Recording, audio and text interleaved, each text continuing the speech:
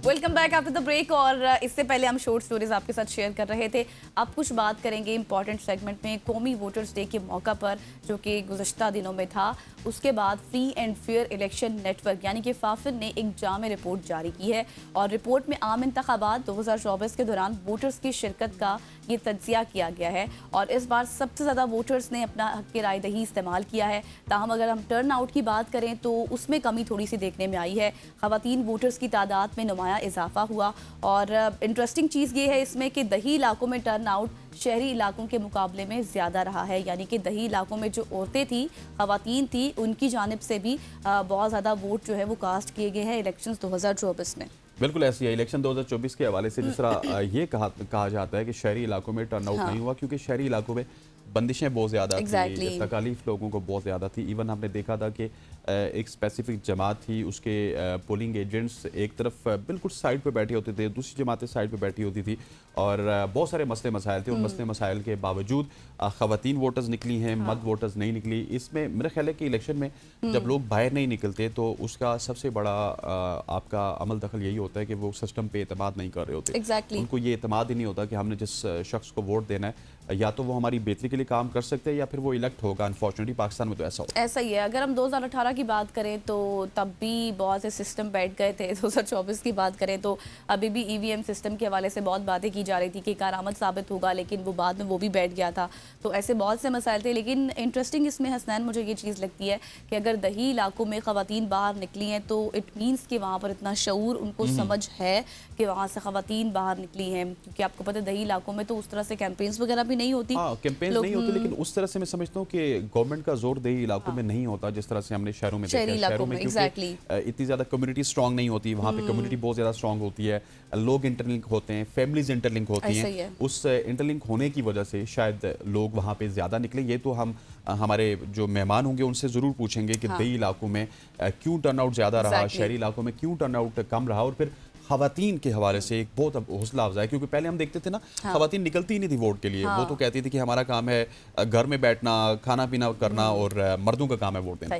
तो इसी मुतालिक हम उनसे भी जान लेते हैं कि आखिर वजह क्या बनी, क्योंकि रिपोर्ट जारी हो गई है। हमें ज्वाइन कर चुके हैं इस वक्त सलाउद्दीन सफदर साहब, टीम लीड हैं फाफिन के। वेलकम टू सुबह की सोच। सबसे पहले तो ये बताएं, जो रिपोर्ट आई है उसमें ये देखा गया है कि जो टर्न आउट था वो कम रहा है। क्या कहेंगे इस पर, क्या तबसरा करेंगे, क्या वजूहत सामने आई हैं? जी, टर्नआउट जो है वो अगर परसेंटेज टर्म्स में देखें तो वो पिछले इलेक्शन के मुकाबले में कुछ कम नज़र आया है। लेकिन अगर आप एब्सोल्यूट नंबर्स को देखें तो जो वोट डालने वालों की तादाद में इज़ाफ़ा हो रहा है। लेकिन चूँकि वोट डालने वालों के साथ-साथ रजिस्टर्ड वोटर्स की तादाद में भी इज़ाफ़ा हो रहा है, तो वो परसेंटेज टर्म्स में जो है वो टर्नआउट हमें कम होता हुआ नज़र आता है। पिछली दफ़ा वो अराउंड 50% था, इस दफ़ा 48% है, 2013 में 55% था। तो 2013 जो अगर हम रीसेंट इलेक्शंस की बात करें तो उसमें 2013 का जो इलेक्शन था वो हाईएस्ट वोटर टर्नआउट वाला इलेक्शन कहा जा सकता है। उसके बाद से परसेंटेज टर्म्स में ये हमें जो टर्नआउट है वो कम होता हुआ नज़र आता है। लेकिन एब्सोल्यूट नंबर्स में स्टिल जो है ये इज़ाफ़ा हो रहा है।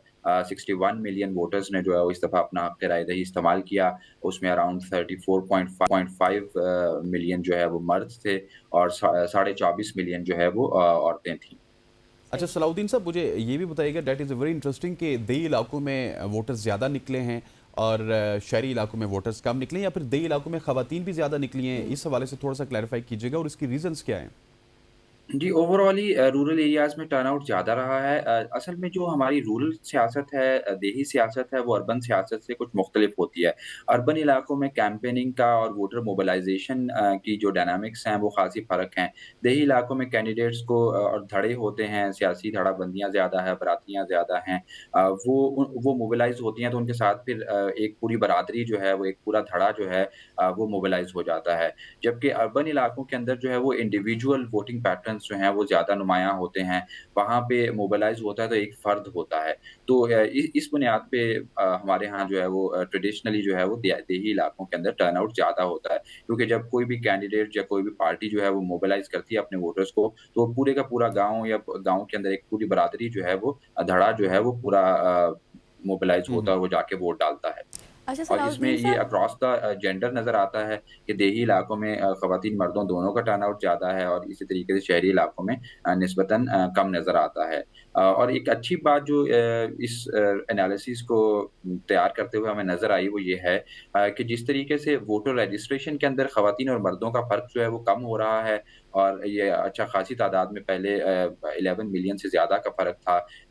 जो औरतें जो हैं वो कम थी वोटर रोल्स के ऊपर मर्दों की निस्बत। लेकिन ये रजिस्ट्रेशन के अंदर भी ये फ़र्क सिमटता हुआ नज़र आ रहा है। अब अराउंड जो है वो 9 मिलियन के करीब ये डेफ़िसिट आ चुका है और इसी तरीके से जो टर्नआउट के अंदर गैप है वो भी बहुत स्लोली है, लेकिन वो भी आहिस्तगी से सिमट रहा है। वो जो जेंडर डेफ़िसिट है, जो जेंडर गैप है, वो नैरो हो रहा है। पिछली दफ़ा अराउंड जो है वो 10 परसेंटेज पॉइंट का फ़र्क था, इस दफ़ा ये 9 परसेंटेज पॉइंट का फ़र्क है औरतों और मर्दों के टर्नआउट में।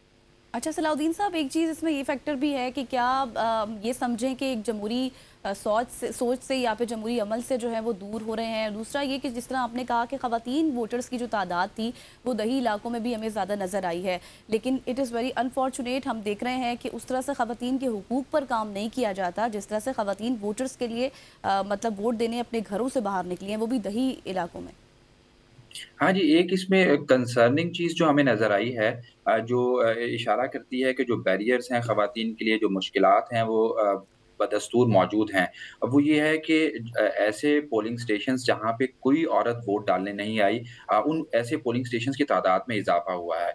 2018 में करीबन 94 ऐसे पोलिंग स्टेशंस थे, जहाँ पे किसी औरत ने एक भी वोट नहीं डाला था। इस दफ़ा ये तादाद 2024 के अंदर ज़्यादा हो गई है पोलिंग स्टेशंस की। तकरीबन 464 पोलिंग स्टेशन 464 पोलिंग स्टेशन पे किसी भी औरत ने कोई वोट नहीं डाला। हुँ। तो ये जो ज़ीरो टर्नआउट वाले पोलिंग स्टेशंस हैं, ये वो इंडिकेट करते हैं उन लोकेलिटीज़ को जहाँ पे किसी भी वजह से वो कल्चरल रीज़न्स भी हो सकती हैं, वो पोलिंग स्टेशंस का दूर होना भी हो सकता है, वहाँ पे रजिस्टर्ड वोटर्स की तादाद कम होना भी हो सकता है। लेकिन बहरहाल किसी एक वजह से उन इलाकों के अंदर, उन मोहल्लों में औरतें वोट डालने नहीं निकलीं और ये एक बड़ी कंसर्निंग बात है और लेकिन चूँकि अब ये पिन पॉइंट किया जा सकता है पोलिंग स्टेशन के इलाके की मदद से, ये फलाँ इलाका है जहाँ पे ख़वातीन वोट डालने नहीं आईं, तो इलेक्शन कमीशन को चाहिए, सियासी जमातों को चाहिए कि वो मोबिलाइज़ करें और ऐसे इलाकों के अंदर टारगेटेड एफर्ट्स करें ताकि वहाँ पे ख़वातीन अपना हक़ राय-दही इस्तेमाल कर सकें। अच्छा सलाउद्दीन साहब, मुझे ये बताइएगा कि शहरी इलाकों में टर्नआउट की कमी क्यों रही? यहाँ पे शऊर भी ज़्यादा है, तालीम भी ज़्यादा है। क्या इसमें इंतखाबी मसाइल थे या फिर इनका एतमाद सिस्टम से उठता जा रहा है? जैसे मैंने पहले अर्ज़ किया कि जो शहरों के अंदर वोटर्स की मोबिलाइज़ेशन है, अब वो ख़ासी फ़र्क होती है देही इलाकों की निस्बत। एक वजह तो यही है कि देहातों के अंदर पूरी बरादरी मोबिलाइज़ होती है, धड़ा मोबिलाइज़ होता है तो जब एक देहात वोट डालने निकलता है तो वहाँ पे एक फ़र्द मोबिलाइज़ नहीं हो रहा होता है। शहरों के अंदर आपको ज़्यादा मेहनत करनी होती है कैंडिडेट्स को और दूसरी वजह ग़ालिबन जो है वो उसके कुछ ख़ास हमारे जो कॉन्टेक्सचुअल हालात थे इस जनरल इलेक्शन के, वो भी एक वजह हो सकती है कि एक डिसएंगेजमेंट जो है वो हमें अर्बन इलाकों में नज़र आई इस 2024 के इलेक्शंस हुँ। में। सही। अच्छा सलाउद्दीन साहब, आपने को नहीं लगता कि इसमें की फैक्टर ये भी है जैसे कि हुकूमत और बहुत सी जमातें हमने देखा कि वो कुछ चीज़ें इंट्रोड्यूस कराती है जैसे कि ईवीएम सिस्टम के हवाले से पहले बहुत बातें की गई थी, लेकिन बाद में जब इलेक्शंस होते हैं तो हमने माजी में भी देखा, इस बार भी देखा कि वो बाद में फिर बैठ जाते हैं, तो इससे भी बहुत ज़्यादा प्रॉब्लम हुई है शहरियों को। हाँ जी, बददिली भी हो सकती है उसके साथ-साथ फिर कैम्पेनिंग भी जो है वो ये ख़ासा लॉन्ग ड्रॉन कैम्पेन थी कि 2022 से ही एक तरीके से इलेक्शन का बगल तो बज चुका था। इलेक्शन लोगों को लग रहा था कि अब इलेक्शन हो जाने चाहिए जब अदम एतमाद हुई थी और उसके बाद फिर जनवरी 2023 के अंदर 2 असेंबलीज़ डिसॉल्व हो गई थीं। उसके बाद मुसलसल जो है वो एक कैम्पेन मोड में ही थे। लेकिन कैम्पेन मोड तो था लेकिन इलेक्शन के ऊपर सर्टेनिटी नहीं थी। तो अभी भी हमने देखा कि जनवरी के अंदर आके जनवरी के भी मिड में जनवरी के आखिर तक जाके लोगों को ये यकीन नहीं था कि इलेक्शन वाक़ई होंगे या नहीं होंगे। एग्ज़ैक्टली।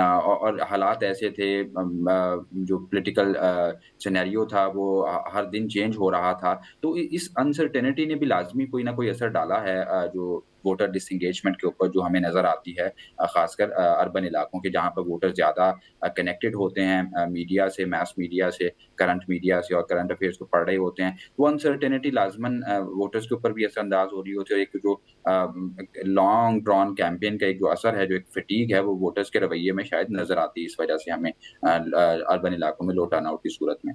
ठीक हो गया Salauddin Sahab, thank you so much for joining us. Salauddin Sahab हमारे साथ मौजूद थे, फाफन से इनका ताल्लुक है और इनका इलेक्शंस के ऊपर बड़ी गहरी नज़र होती है क्योंकि इनका सारा काम ही इलेक्शन के ऊपर फोकस करता है और ये इन डेप्थ एनालिसिस भी करके आपको बता सकते हैं कि क्या वजूहत है, किन वजूहत की बुनियाद पे शहरी इलाकों में वोटर टर्न ज़्यादा हुआ, किन बुनियादों पे दही इलाकों में वोटर्स का टर्न आउट ज़्यादा हुआ। इसके बाद यहाँ पर वक्त हुआ चाहता है एक शॉर्ट सी कमर्शियल ब्रेक का। ब्रेक के बाद वापस आएंगे तो हम मुल्क की सियासत के हवाले से बात करेंगे। मुल्क की सियासत एक बार फिर हमें लगता है कि अपोजिशन के एहतजाज, गिरफ्तारियों, शहादतों के बाद मौलाना फजल रहमान के भी कहीं ना कहीं जैसे वो पहले भी आंखों के तारा थे मौलाना फजल रहमान और एक बार फिर से बनते जा रहे हैं क्योंकि हालात ही कुछ ऐसे नजर आ रहे हैं। बिल्कुल ऐसे। यहाँ पर वक्त हुआ चाहता है शॉर्ट सी कमर्शियल ब्रेक का। Stay with us.